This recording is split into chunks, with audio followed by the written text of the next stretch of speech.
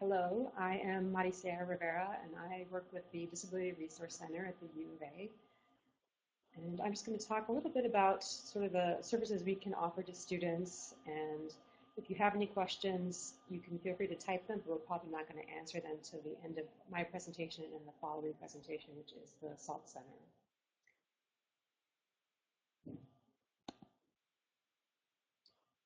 So just speaking a little more broadly about our philosophy and the way that we interact with students in the university is we identify and remove barriers to access. So when we have conversations with you, oftentimes it's going to be asking what are the barriers that you're facing in class, and then we will sort of brainstorm around that to figure out how to give you access to what you need.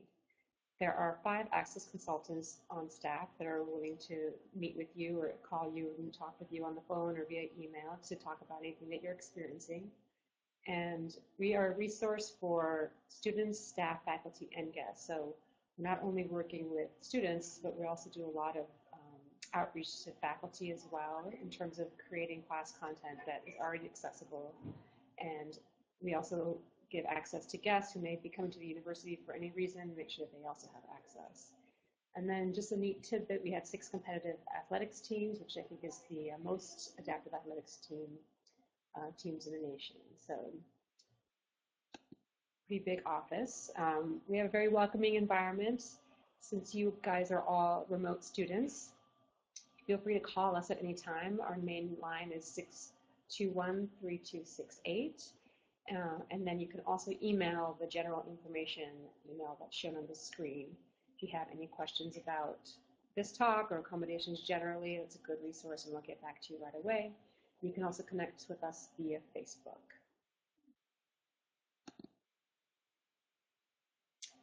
If you know that you want to have accommodations and you're pretty set, you kind of know you've had accommodations in the past, or even if you just have questions and you're not sure, but you're facing some sort of barrier in your online class, you can, like I said, email us, but you can also go to our webpage and get connected with us as well. So that involves a very quick, short registration form. It's about 6 open-ended questions, just giving you an opportunity to discuss, maybe your past use of accommodations and kind of what you're requesting as accommodations for this class going forward, and an opportunity to upload any documentation if you have any.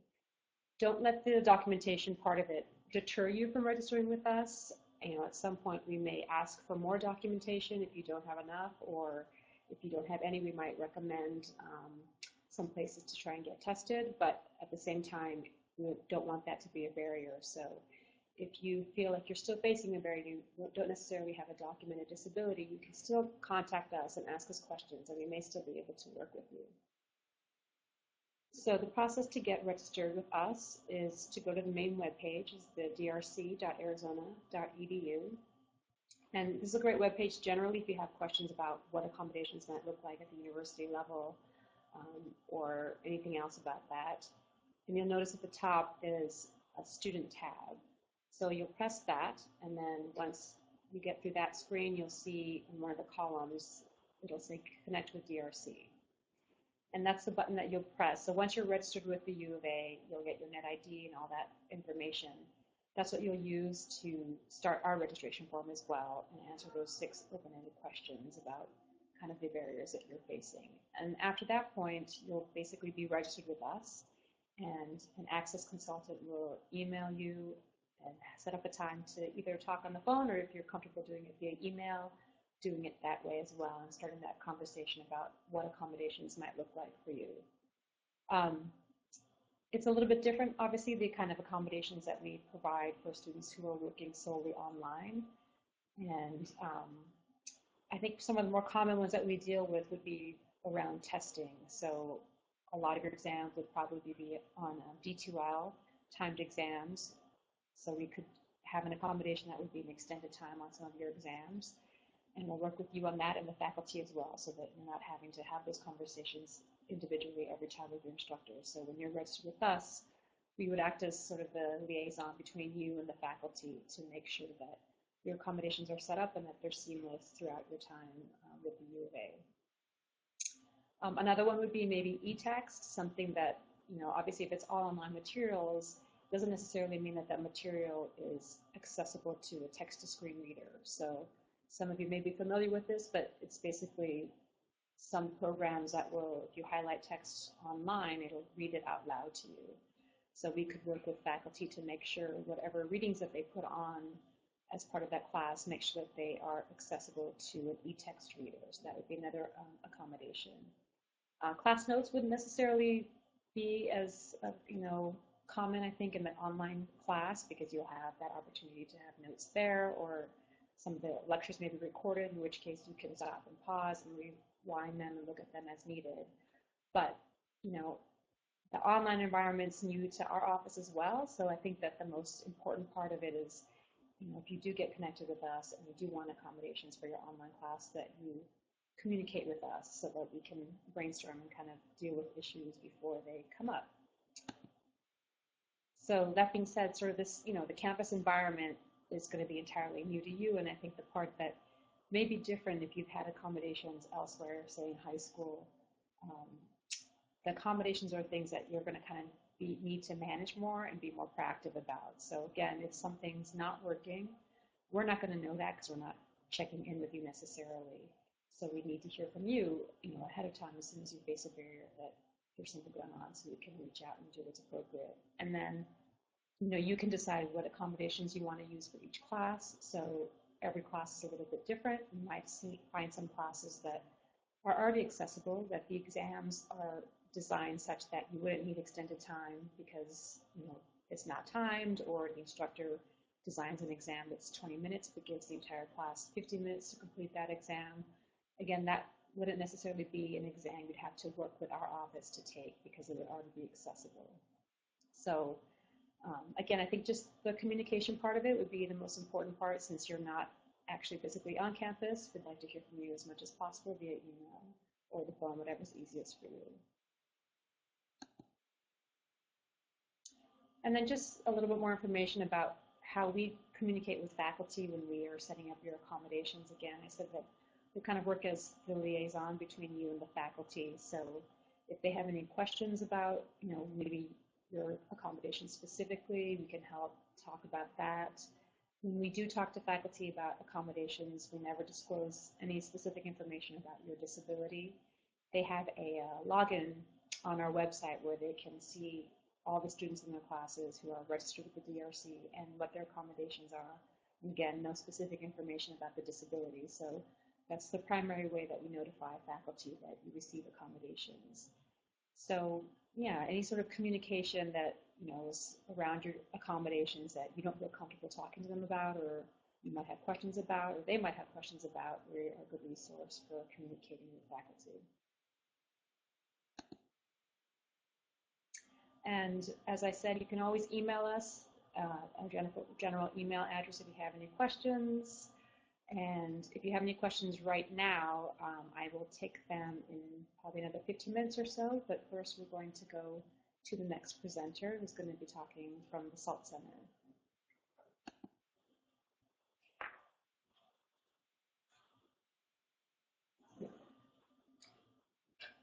Hi, everyone. I'm Laurel Grigg Mason, and I'm the Associate Director at the SALT Center. And I wanted to just kind of let everyone know that I'm going to be talking mostly about our traditional program, which is for on-campus students, but we're happy to talk with any online students about how we can support you in our learning, or in your learning. Okay, so the SALT Center has been in existence on campus for over 30 years. And the acronym SALT stands for Strategic Alternative Learning Techniques Center. And we are a comprehensive academic support program for students who have learning and attention differences, things that make it a little bit more difficult to learn. And like the U of A, we're located in the heart of Wildcat Country. So let me tell you a little bit about our programs and services. There are three main components, and the first one is meetings with a strategic learning specialist. And so students meet with their learning specialist for about 30 minutes every week. And the learning specialist is considered the student's primary point of contact for both SALT services and sometimes for the campus in general. What a learning specialist does with a student is they work together to develop an individual learning plan for the student based on what they think their strengths and areas of challenge are. So the learning specialist will do a lot with time management and helping the student to organize their academic work, but they can also talk about different learning strategies, study skills, ways to approach their academic work. We assist a lot with people who might struggle with academic functioning executive functioning skills, or maybe they need a little bit more support in managing their time or initiating tasks or following through on things or procrastination. So the learning specialist assists with that. Learning specialists also teach academic skills workshops, and there are about 40 different topics offered each semester, and it ranges from time management and organization to test prep to stress management. And so all of these are available to students. The next main component is learning support services, which is a fancy name for tutoring. And so our tutoring services have also three main components to it. The first one is one-on-one, 1 hour content appointments for most classes for students. And then in addition to those 1 hour appointments, we have two different lab environments. The first one is a writer's lab, and that's where students could get tutoring support in their English classes and for any writing assignment across the curriculum. We also have a math and science lab, and that's where students can get help for math classes or math-based science courses. And in those two labs, students can either make appointments for an hour or they can drop in. So there's a little bit more flexibility for that. We also hold group reviews for exams, especially in classes where there are a lot of students enrolled. And then our tutors are all certified through the College Reading and Learning Association. And I think one of the things that we also like to mention to students is that our philosophy of tutoring is really to promote independent learning. A lot of people conceptualize tutoring as I have a question, I don't understand something, I'm going to go to the tutor and they're going to give me an answer. And our philosophy is really that our tutors are going to help you find the answer on your own. So that's sometimes a change for people to think of tutoring in that way. And then the third main component of the SALT Center is our educational technology. We have a computer resource lab, and in that lab, we've got a bank of computers. Students also get 200 free pages of printing throughout the semester. And then we have tech consultants who can work with students to help them learn different assistive technology programs or figuring out how to navigate a lot of the campus online systems. You'll probably learn these acronyms like D2L and Blackboard and CatMail. All of these things can be confusing and you have to log into so many different systems. So the tech consultants are there to help guide students through that process. But assistive technology, we have learning technologies that just help learners manage their coursework, and sometimes it can help students who have a particular learning challenge in a certain area. So one of the programs that we have is Dragon Naturally Speaking, and this is a speech-to-text program where it learns to recognize the way you say words, and then when you speak into a microphone, it types what you're saying. Very handy. We also have Kurzweil 3000, and this is kind of the opposite, where it's a text-to-speech program. And so with this program, you can either scan a document in or open it if it's already electronic, and the program will read whatever's on that document to you out loud, and you can adjust the speed, you can adjust the voice so that it will really help people who might struggle with reading. And then one of the other programs that we like to use a lot is called Inspiration, and that's a mind mapping software where you can organize information for either a study guide or for a paper, and then if you want to see it in a more linear fashion, with the click of a button, it will turn it into an outline. So our tech consultants can assist with all of those, but then there's lots of new educational apps coming out all the time for mobile devices, for computers, and they're up to date on those, and they like to help students figure out what's going to work best for them. Okay, so the SALT Center does have a separate application process from U of A. I wouldn't say that it's separate, it's a complementary process. So you do not have to be admitted to the U of A in order to apply to the SALT Center, but you have to have submitted your U of A application before the SALT Center application will become available to you. And so the application steps are up on the slide. Essentially, you get into the SALT Center application through the U of A application. Let's see. So the priority deadline for the SALT Center is March 1st, and that has historically coincided with when we begin our waiting list. So we encourage anyone that's interested in our center to apply by March 1st for the SALT Center, which would mean you'd have to apply to the U of A prior to that date. And then the purpose for our admissions review is to ensure that the services that the student needs matches what we can actually provide.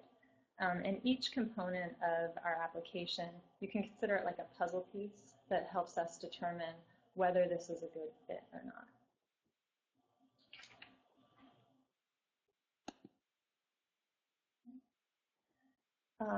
So once you're admitted to the SALT Center, then there are a few enrollment requirements as well. And then you're not considered actually enrolled in the SALT Center until these things are complete. So the first step is that you must commit by May 1st to get a priority place. And this is all facilitated through the Next Steps Center. You submit a participation agreement electronically, and then we ask that all students attend an enrollment event. And we do out-of-state orientations in New York City and Chicago, and then on-campus orientations here in Tucson in June. And I would say that this enrollment event is not an overview of services like we're doing now, but it really prepares students to start their semester here. So they're an important component of enrolling in the SALT Center.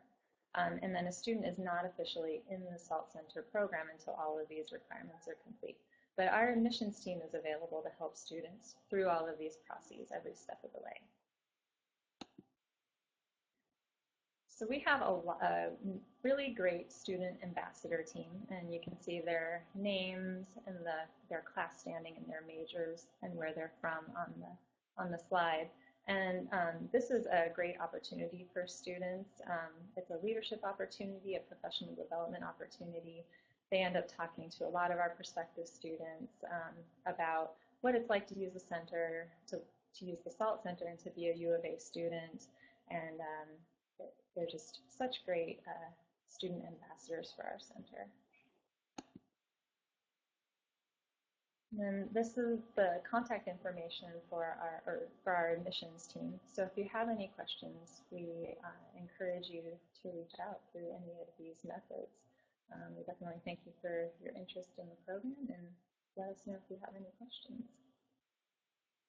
So at this point, I think we're ready to take a look at the questions that have been posted.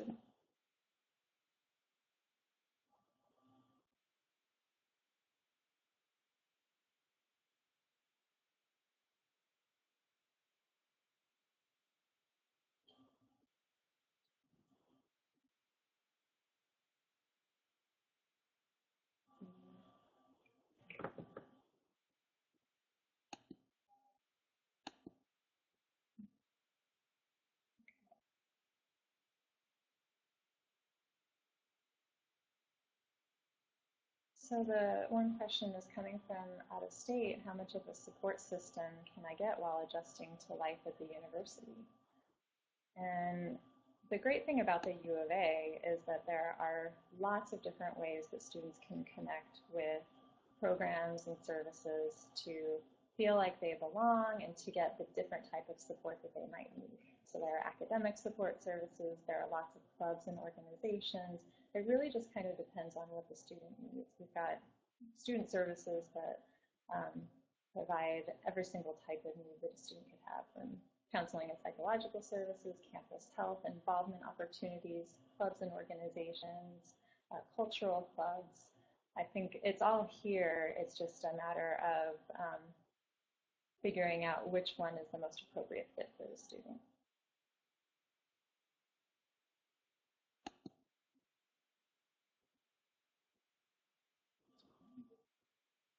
any other questions out there?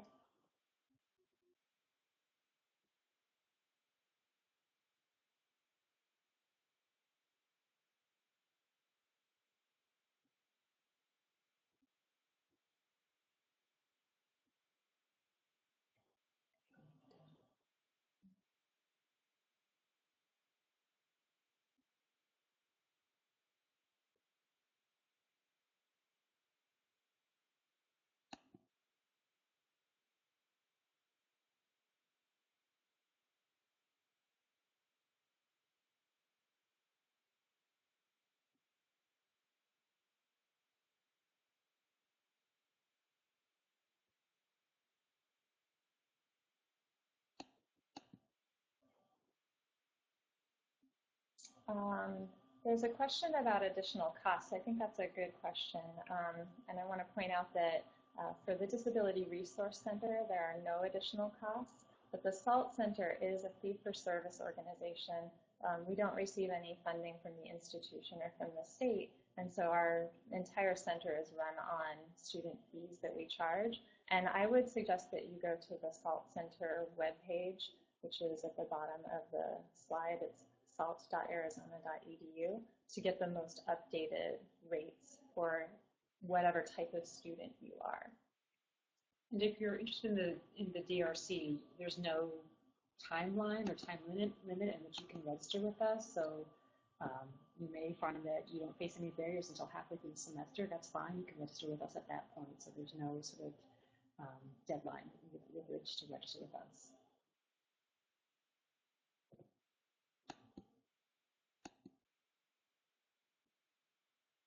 And there may be some questions we're not answering, but they will probably be answered later on by someone else. So if we're not getting to your question, rest assured somebody else will answer it.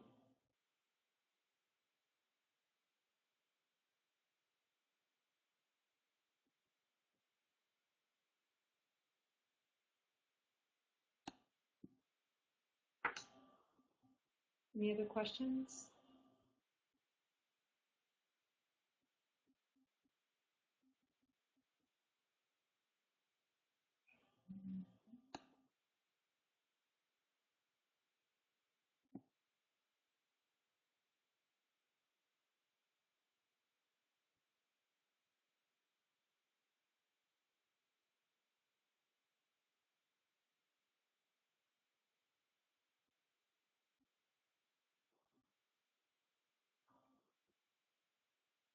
Okay, well, if there aren't any more questions out there, just know that either one of our departments or centers is available to answer those questions individually. You can contact either one of our centers.